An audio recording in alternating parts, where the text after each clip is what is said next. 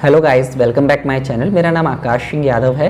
मैंने last year UGC JRF clear किया हुआ है with 99.90 percentile and 31st all India rank. इसके अलावा एक बार मेरा यूजीसी नेट भी क्लियर है।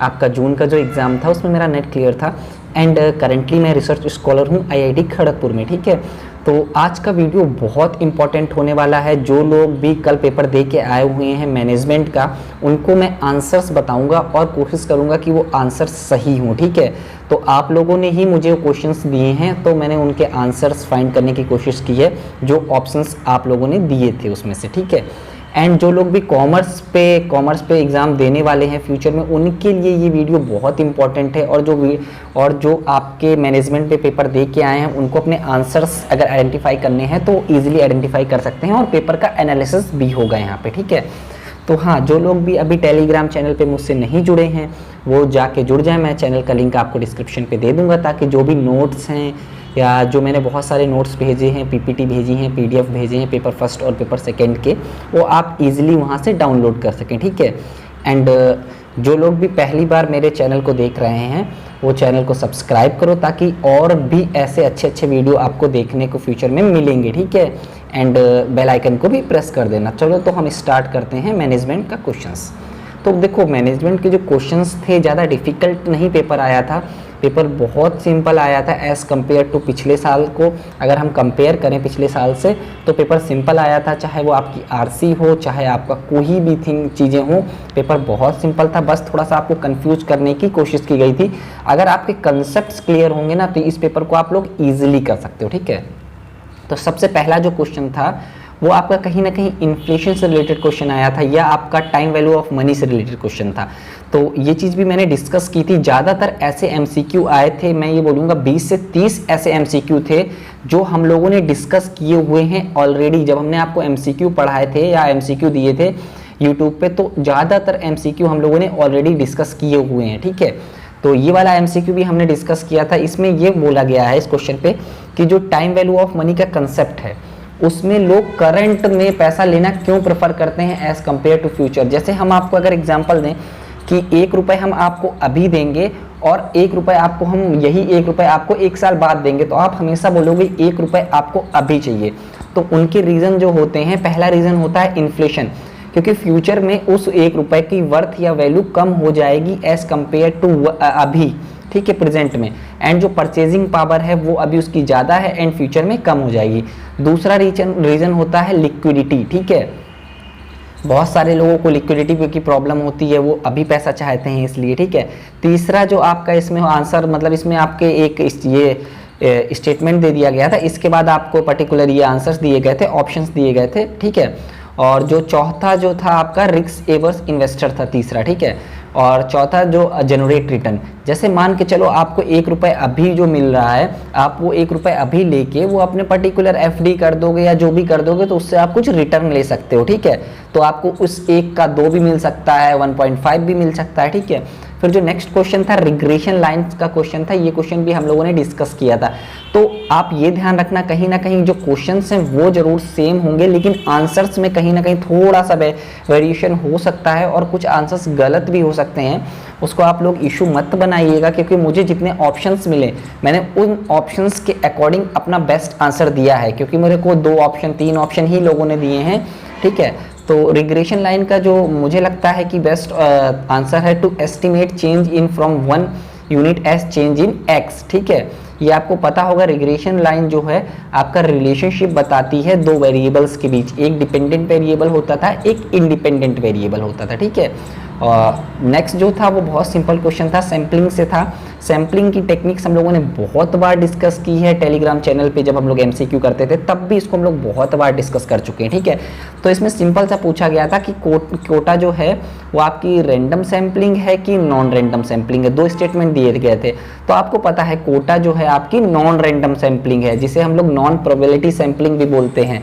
ये मैंने कई बार डिस्कस किया है अपने एमसीक्यू में। प्रोबेबिलिटी सैम्पलिंग में आपकी इंक्लूड होती है simple random sampling, systematic sampling, cluster sampling and stratified sampling and multi stage sampling, ठीक है। एंड नॉन प्रोबेबिलिटी में जो आपकी आती है convenience, judgmental, snowball and quota sampling. तो जो कोटा सैम्पलिंग होती है वो आपकी नॉन रैंडम सैम्पलिंग होती है। फिर हमने स्टैंडर्ड एरर भी देखा था जब हमने आपको रिसर्च मेथडोलॉजी का पर्टिकुलर एमसीक्यू दिया था, तो भी ये क्वेश्चन हम लोगों ने डिस्कस किया था।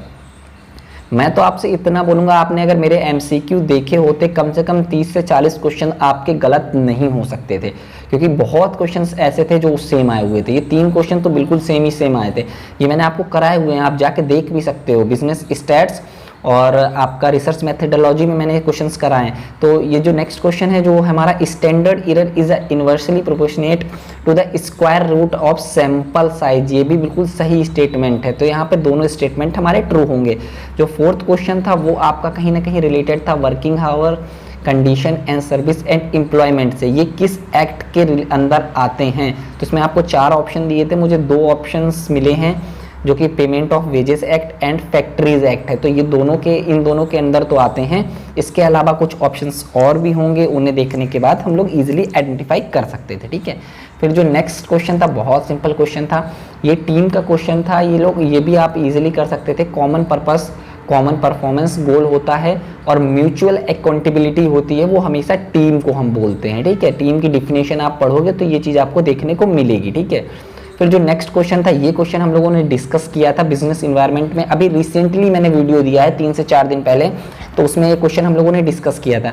जो पोर्टर जेनेरिक स्ट्रेटजी है, वो सबसे पहले आपको जेनेरिक स्ट्रेटजी मैंने बताई थी कि जो जेनेरिक स्ट्रेटजी है उसमें 3 चीज़ें थी। कॉस्ट लीडरशिप थी, तो दूसरी आपकी डिफरेंशिएशन थी, तीसरी आपकी जो थी फोकस थी। तो आपको मैंने ये चीज़ बताई थी कि जो कॉस्ट और डिफरेंशिएशन होते हैं ये जो होते हैं वाइड एरिया को कन्वर्ट करते हैं, लेकिन जो फोकस होता है ये आपका नैरो एरिया को कन्वर्ट करता है, ठीक है, नैरो एरिया को। और इसमें आपका फोकस में आपका कॉस्ट भी हो सकता है और डिफरेंशिएशन भी फोकस हो सकता है, ठीक है। और ये आपके जो पोर्टर जेनेरिक स्ट्रेटजी है ये कॉम्पिटिटिव एडवांटेज प्रोवाइड करने का मेथड प्रोवाइड करती है आपको, ठीक है। तो इसका जो करेक्ट आंसर बनेगा selling to narrow customer segment, ठीक है।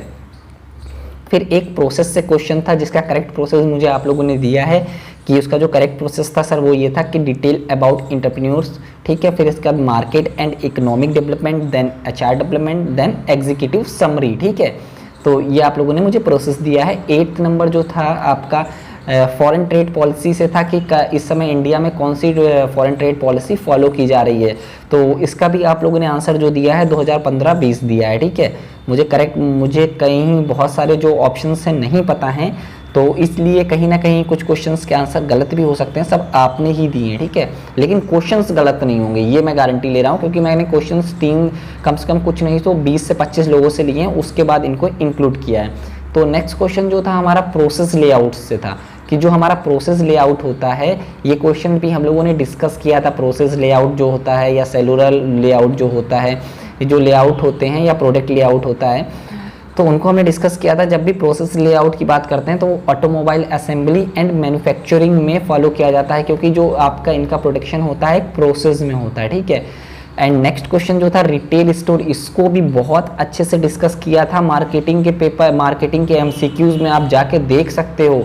और अभी मुझे 10 दिन भी नहीं हुए होंगे उन एमसीक्यू को पढ़ाए हुए आपको, ठीक है।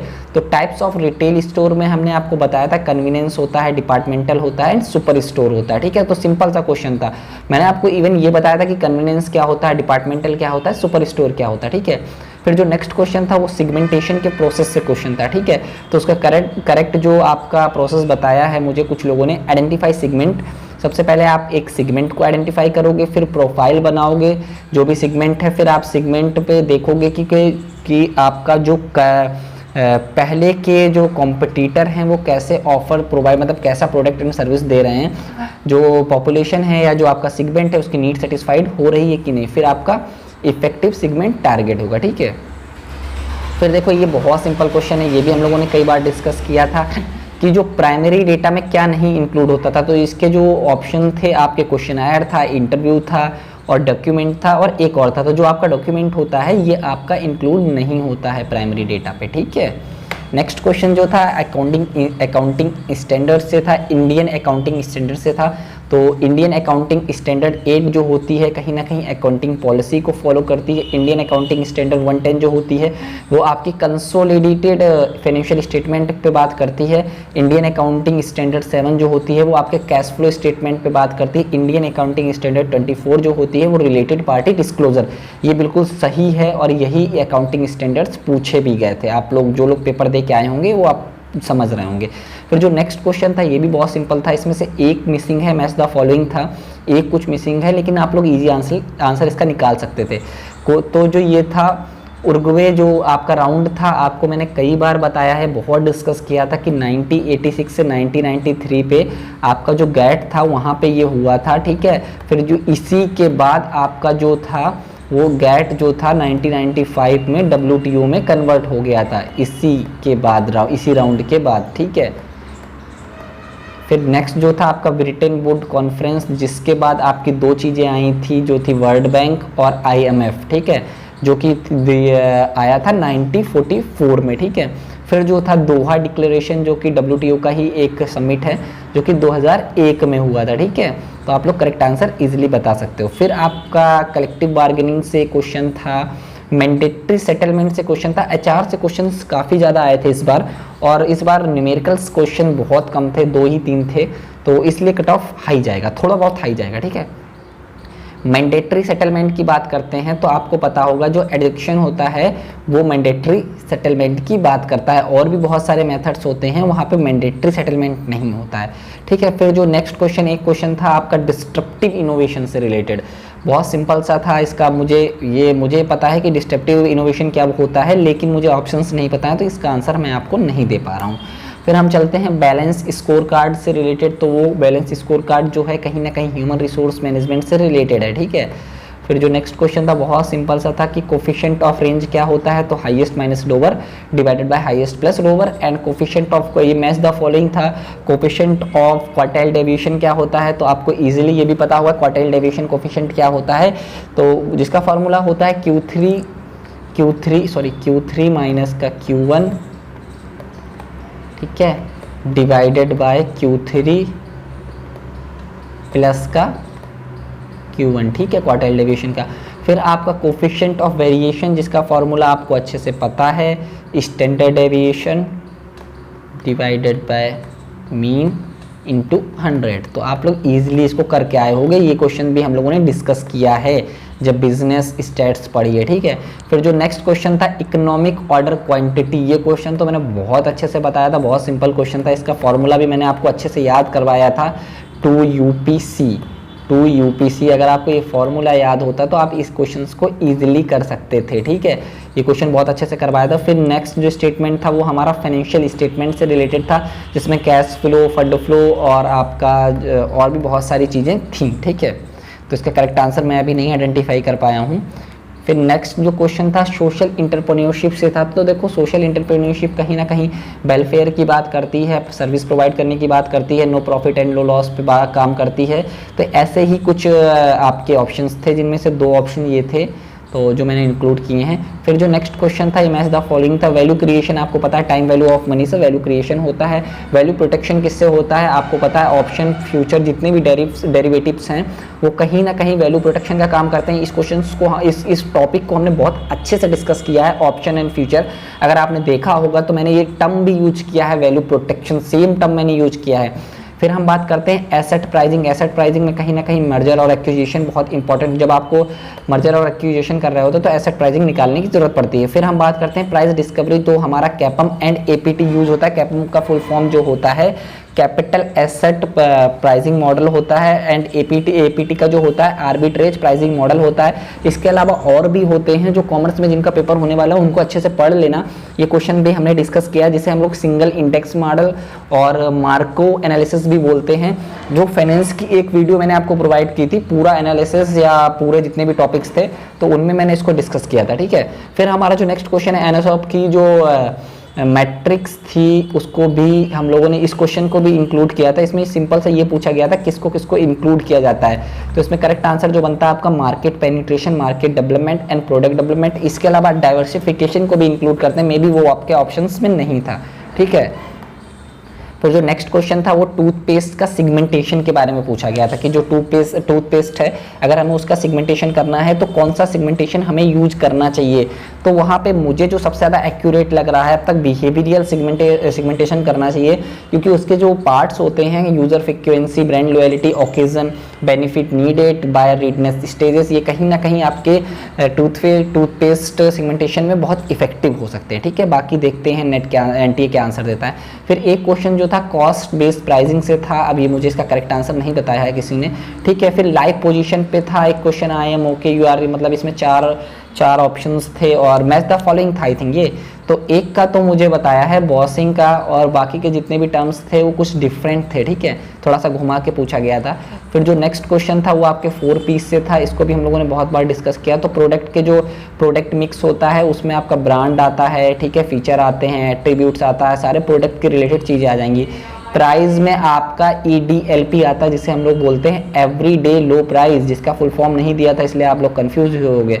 प्लेस पे कहीं ना कहीं डिस्टेंस की बात होती है, प्रमोशन पे क्लिक एंड कुछ और ऑप्शन था वो मुझे बताया नहीं है आप लोगों ने। नेक्स्ट क्वेश्चन पे बहुत सिंपल क्वेश्चन, इसको मैंने बहुत बार आपके MCQ में कराया है इस क्वेश्चन को, और प्रोडक्शन के MCQ में भी कराया, और जब हमने आपको टेलीग्राम चैनल पे MCQ कराए थे तब भी ये क्वेश्चन कराया गया था। 6 सिग्मा जो होता है 3.4 डिफेक्ट इन मिलियन होता है, ठीक है।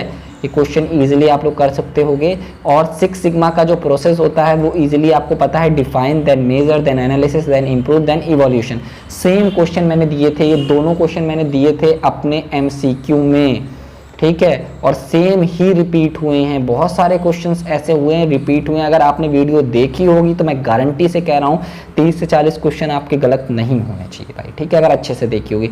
फिर नेक्स्ट क्वेश्चन जो था क्रेडिट स्टैंडर्ड से रिलेटेड था, जिसमें आपकी क्रेडिट पॉलिसी हो सकती है, कैश डिस्काउंट हो सकता है, ठीक है, और भी कई सारी चीज़ें थी इसके अंदर। फिर एक क्वेश्चन जो था आपका arithmetic group data needed, arithmetic group data है तो उसके लिए क्या क्या चीज़ें चाहिए, क्लोज एंडेड सीरीज होनी चाहिए, जो हमारा डिफरेंस है एक ऐसा था कि 2 और 5 का अगर हम लोग मीन निकाल रहे हैं तो इसका मिडिल होना चाहिए। ऐसे बहुत सारे 2-3 स्टेटमेंट दिए थे, 2 स्टेटमेंट मुझे जो आप लोगों ने बताए वो मैंने आपको बताए, ठीक है। फिर बिग बाजार में CRM की कौन सी टेक्निक्स यूज़ करते हैं कस्टमर रिलेशनशिप मैनेजमेंट के लिए। फिर एक क्वेश्चन जो था ब्रांड एक्सटेंशन से था कि ब्रांड एक्सटेंशन का मतलब क्या होता है, ठीक है। एक क्वेश्चन आपकी institutional theory of work life initiative, इसका करेक्ट ऑप्शन भी मुझे अब तक नहीं बताया आप लोगों ने। अगर आपको इनमें से किसी के करेक्ट ऑप्शंस पता हैं या बहुत सारे क्वेश्चंस ऐसे हैं जो मैंने ही इंक्लूड करूंगा आपको पता है, वो आप क्या करो कि आप या तो टेलीग्राम चैनल पे भेज दो मुझे, या तो यहीं पे कमेंट कर दो, जिससे दूसरों की हेल्प हो जाएगी, ठीक है। नेक्स्ट क्वेश्चन जो था वो आपका कहीं ना कहीं कंबाइंड कोड ऑफ प्रैक्टिस से था, जो कि कॉर्पोरेट गवर्नेंस का है, जिसमें आपका accountability, responsibility and relationship with share holders होता है, ठीक है।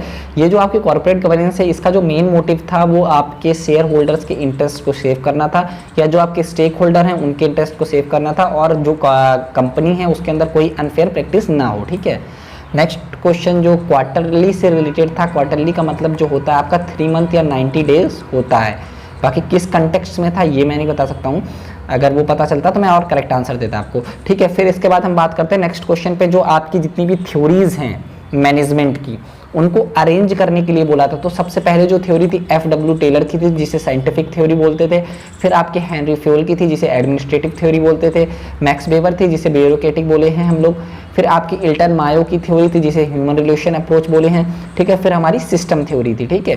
तो इस तरीके से काफ़ी सारी थ्योरीज थी, वो आप इजीली आइडेंटिफाई कर सकते थे। फिर सेम क्वेश्चन आपका रिपीट कर लिया गया था कि जो 20वीं सेंचुरी है वहाँ पे किस तरीके से थ्योरीज आई हैं। तो इसमें आपका एक और इंक्लूड होता था ऑर्गेनाइजेशन बिहेवियर, ठीक है। तो वो जो करेक्ट आंसर बनता ऑर्गेनाइजेशन बिहेवियर वाला बनता है इस वाले क्वेश्चन पे। फिर ठीक है, नेक्स्ट क्वेश्चन इकोनॉमिक्स से पहला क्वेश्चन देखने को मिला मुझे। बहुत कम क्वेश्चंस पूछे हैं इन्होंने, सबसे ज़्यादा क्वेश्चंस आपके HR और मार्केटिंग से पूछे हैं इस बार, ठीक है। जो कि मैंने आपको बताई हुई थी कि HR, मार्केटिंग, फाइनेंस और आपका एक प्रोडक्शन एंड ऑपरेशन मैनेजमेंट से भी काफ़ी सारे क्वेश्चंस पूछे हैं। ये जो टॉपिक है अगर आप इन्हें अच्छे से प्रिपेयर कर लोगे तो आपके 50% से ऊपर क्वेश्चन सही होंगे।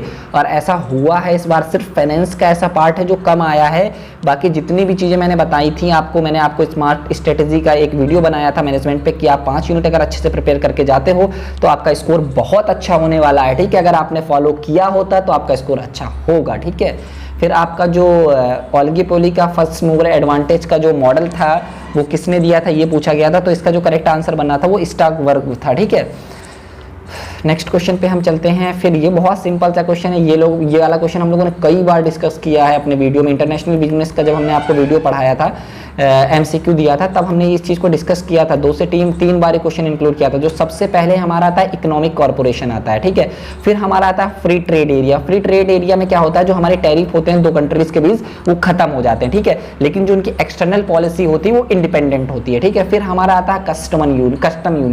कस्टम यूनियन में कहीं ना कहीं हम लोगों की दोनों के बीच जो है ना वो आपकी वो तो खत्म हो ही जाती है जो टैरिफ्स होते हैं। इसके अलावा जो एक्सटर्नल पॉलिसीज होती हैं वो दो कंट्रीज की कॉमन होती हैं। फिर हमारा होता है कॉमन मार्केट। कॉमन मार्केट में क्या होता है कि जो फीचर्स आपके इनमें थे वो तो होंगे ही, एडिशनल फीचर ये होता है कि जो आपका फैक्टर ऑफ प्रोडक्शन होता है वो आपके कहीं ना कहीं मूव कर सकते हैं एक कंट्री से दूसरे कंट्री। फिर हमारा आता है इकोनॉमिक यूनियन। इकोनॉमिक यूनियन में एक चीज और नई इंक्लूड थी, जो पहले जो चीजें थी वो थी।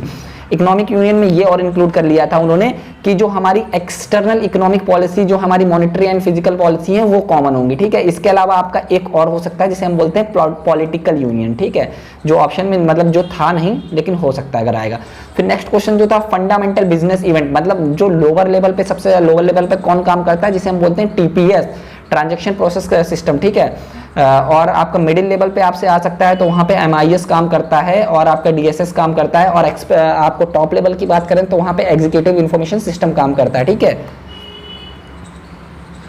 नेक्स्ट जो क्वेश्चन था वो सिक इंडस्ट्री एक्ट से था कि जो आपकी सिक इंडस्ट्री है उसको आप कब सिक बोलोगे, उससे आपके कुछ क्राइटेरिया थे तो आपने आंसर्स उसके नहीं दिए हैं। फिर एक क्वेश्चन बिल्कुल बताओ, सिंपल सा आपसे पूछ लिया गया कि जो MSME एक्ट है वो कब आया था। इतना सिंपल सा क्वेश्चन पूछ लिया। जो हमारा MSME एक्ट है वो 2006 में आया था। फिर एक क्वेश्चन जो था आपका इन्फ्लेशन और इंटरेस्ट रेट से न्यूमेरिकल था, उसको आप लोग अच्छे से प्रिपेयर कर लेना। जो भी आपके इंटरनेशनल बिजनेस से था ये क्वेश्चन, जो भी जिनका पेपर कॉमर्स में है वो अच्छे से प्रिपेयर करके जाना ऐसे क्वेश्चंस। ठीक है, फिर आपका अकाउंटिंग कंसेप्ट्स को अरेंज करने की बात कही थी कि जितने भी अकाउंटिंग कंसेप्ट हैं उनको आप अरेंज करो उनके अकरेंस के अकॉर्डिंग। ठीक है, फिर आपका नेक्स्ट क्वेश्चन जो था FDI इन मल्टी चैनल रिटेलिंग पे 51% है, आपको पता है। और भी कुछ क्राइटेरिया था वो मुझे ऑप्शंस में नहीं बताया आप लोगों ने।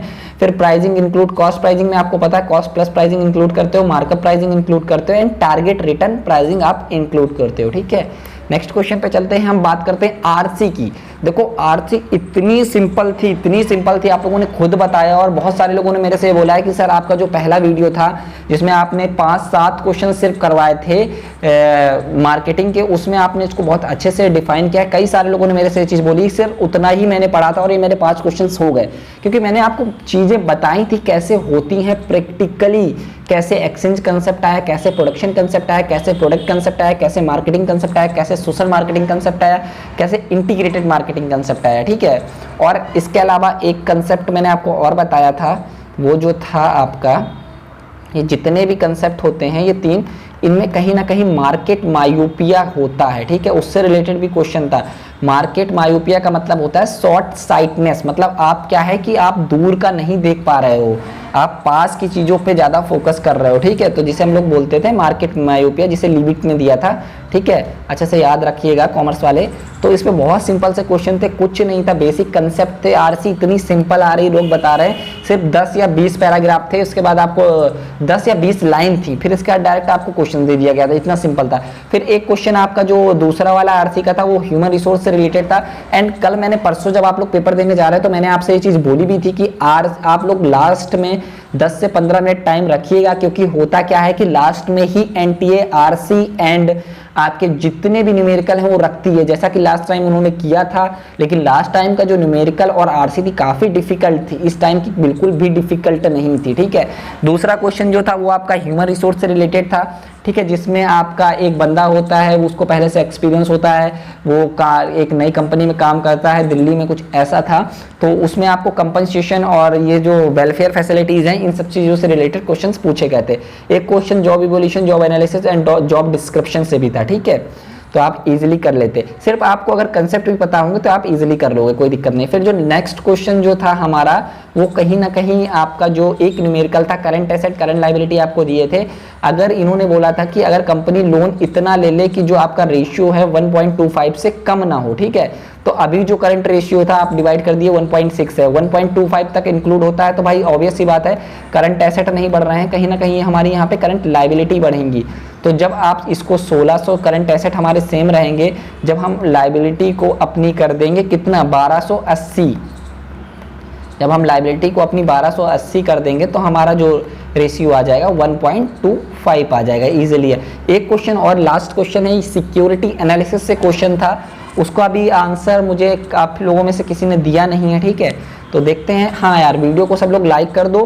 बस इतने ही क्वेश्चंस थे, और क्वेश्चंस अगर मिलते हैं तो मैं उनको फर्दर इंक्लूड करने की कोशिश करूंगा, जितने भी 40 क्वेश्चंस बचे हुए हैं, ठीक है। वीडियो को लाइक कर दो और चैनल को सब्सक्राइब कर दो, अभी बहुत अच्छे अच्छे वीडियो आपको और मिलने वाले हैं, ठीक है। Thank you.